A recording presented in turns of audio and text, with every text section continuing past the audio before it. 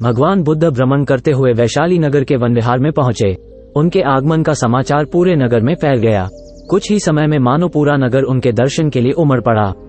बड़े व्यापारी, शिक्षाविद, समाजसेवी, अधिकारी और राजपरिवार से जुड़े कई वरिष्ठ भी वहां पहुंचे।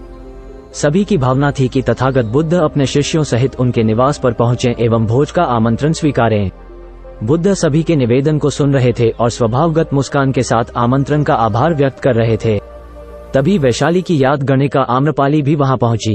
वो बुद्ध की शिक्षा से प्रेरित होकर बहुत पहले ही अपनी गणिकावृत्ति त्याग चुकी थी।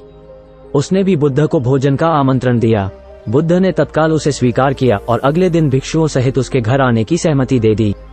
बुद्ध के एक शिष्य को ये बात अच्छी नहीं लगी कि इतने सारे वरिष्ठों के निवेदन के बावजूद बुद्ध ने आम्रपाली का आमंत्रण स्वीकारा। शिष्य की दृष्टि में आम्रपाली गणिका होने से घृणित कर्म से जुड़ी रही थी। जब सभी लोग चले गए तब शिष्य ने पूछा, भगवान, इतने लोगों ने आपको न्योता दिया, फिर आपने आम्रपाली का ही आमंत्रण क्यों स्वीकारा? बुद्ध ने कहा, माना वो गणिका थी, लेकिन पश्चाताप की अग्नि में तपकर वो निर्मल हो चुकी है।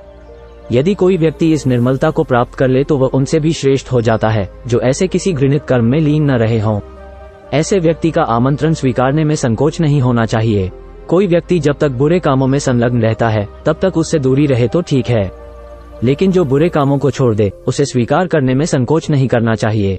इससे उसकी अच्छाई की ओर बढ़ने की भावना को बल मिलता है।